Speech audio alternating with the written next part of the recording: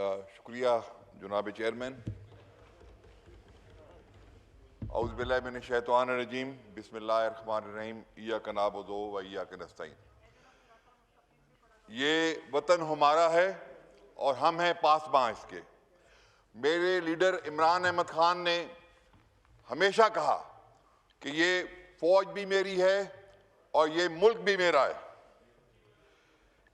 इमरान अहमद खान ने आज से चंद साल पहले इक़वाम मुत्तहिदा के प्लेटफॉर्म पे खड़े होकर कहा था कि इंडिया एक और पुलवामा करेगा और उस फॉल्स फ्लैग ऑपरेशन करेगा और उसका जो जिम्मेदार पाकिस्तान को ठहराएगा। आज पूरी दुनिया देख रही है, पूरी दुनिया गवाह है कि इंडिया ने पहलगाम फॉल्स फ्लैग ऑपरेशन किया और उसकी आड़ में पाकिस्तान पर हमला किया। भारत और उसका जो वज़ीर आज़म है मोदी, उसने पाकिस्तान को कमज़ोर और पाकिस्तानी कौम को शायद मुनक़िस्म जानकर ये जुर्रत की कि मंगल की रात के अंधेरे में पाकिस्तान पर हमला किया। लेकिन वो ये भूल चुका है कि इस नाजुक मौके पे पाकिस्तान की आवाम एक है। हम अपने मुसल्लह अफवाज के साथ खड़े हैं, अपनी पाक फौज के साथ खड़े हैं और इस हुकूमत के साथ खड़े हैं। जनाब चेयरमैन, मैं यहाँ अपनी एयरफोर्स को खराज तहसीन पेश करूँगा जिन्होंने कमाल बहादुरी से इंडिया के 5 तैयारे गिराए। पाकिस्तानी एयरफोर्स ने 1965 से लेकर आज तक इंडिया के ऊपर अपनी बढ़तरी रखी है और अपना एक खौफ रखा है और उसको कायम रखा है खौफ को। 1980 की दहाई में जब हमारे पास लॉन्ग रेंज मिसाइल नहीं थे तो आप याद करें कि एक वक्त ऐसा आया था कि खबरें चल रही थी कि इस्राईल ने हिंदुस्तान के साथ मिलकर एक साजिश की है और इस्राईली पायलट हिंदुस्तान पहुंच गए हैं और वो इंडिया के साथ मिलकर हमारे कहूटा को निशाना बनाएंगे।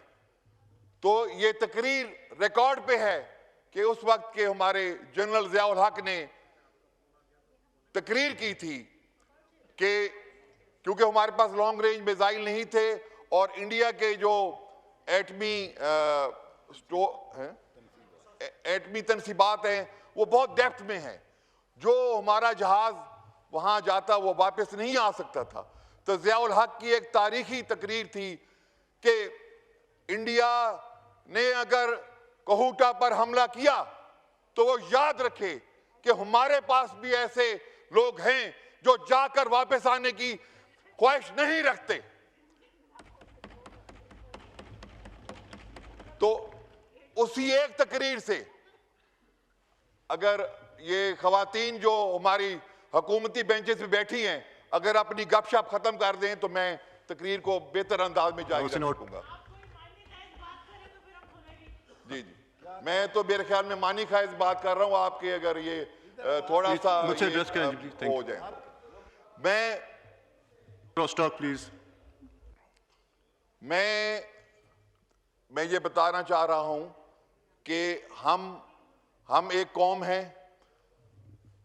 इस लड़ाई, इस मंगल के रात जो लड़ाई हुई, जो हमला हुआ, उससे एक दिन पहले हमारे ऊपर तशद्दुद किया गया डालिया के बाहर। लेकिन जब इंडिया ने हम पे वार किया तो इस ऐवान में हम एक होके हमने पूरी दुनिया को मैसेज दिया कि हम अपनी फौज के साथ खड़े हैं और अपनी हुकूमत के साथ खड़े हैं। लेकिन यहाँ मैं इस बात को ज़रूर इजहार करूँगा कि बहुत ही दुख की बात है कि जब यहाँ हमारे वज़ीर आज़म तकरीर कर रहे थे तो हम तमाम एक पूरी दुनिया को एक मैसेज दे रहे थे कि हम इकट्ठे हैं। लेकिन उसी दिन दूसरी तरफ जो सुप्रीम कोर्ट ने फैसला दिया तो ये ये भी एक सोचने की बात है कि क्या ये हुकूमत संजीदा है, कि कौमी यकजहती के लिए संजीदा है, या सिर्फ और सिर्फ हमें ही निशाना और टारगेट बनाने की तैयारियां की जा रही हैं। अगर ये हुकूमत कौमी यकजहती के लिए सिंसियर है तो आज 25 करोड़ अवाम की दिलों की धड़कन इमरान अहमद खान, जो इस वक्त जेल की सलाखों में झूठे मुकदमात भुगत रहा है, उसको बाहर निकालें और अपने साथ खड़ा करें। आप देखेंगे कि इमरान खान के जेल से बाहर आने की देर है और पूरा पाकिस्तान खड़ा हो जाएगा। पूरा पाकिस्तान हिंदुस्तान को एक ऐसा पैगाम देगा, Wind up करें please. एक मुझे बात थोड़ा सा पैगाम देगा कि सारी दुनिया याद रखेगी। मैं यहाँ ऐवान की तवज्जो इस तरफ भी दिलवाना चाहूंगा कि जो ड्रोन हमले कल हुए, जो ड्रोन आए और गिराए, पूरे पाकिस्तान में गिरे, तो कहा जा रहा है कि वो सर्विलेंस ड्रोन थे, लेकिन उनमें एक ड्रोन जो लाहौर पे गिरा वो बारूद से लैस था। तो मेरी हुकूमत से ये अपील है कि इस चीज़ को सीरियस लें। इमरान अहमद खान जो करोड़ों लोगों अवाम की दिलों की धड़कन है, वो इस वक्त अडियाला जेल में है। उनकी सिक्योरिटी को यकीनी बनाया जाए, उनकी सिक्योरिटी को वही लेवल दिया जाए जो इस मुल्क में एक वज़ीर आज़म की सिक्योरिटी और प्रेसिडेंट की सिक्योरिटी है। क्योंकि अगर खुदा ना खास्ता हिंदुस्तान अपनी किसी साजिश में कामयाब होता है और नुकसान पहुंचता है इमरान खान को, तो ये मुल्क संभल नहीं पाएगा। हिंदुस्तान ने मुआहदा तोड़ के आज आपका पानी बंद कर चुका है और हम अभी भी आपस में जो है वो गुत्थम गुत्था हो रहे हैं। हमें एक होने की जरूरत है, हमें इकट्ठा साथ खड़े होने की जरूरत है, और ये उसी वक्त होगा जब इमरान अहमद खान को हुकूमत बाहर लाएगी और अपने साथ खड़ा करेगी। Thank you, पाकिस्तान जिंदाबाद।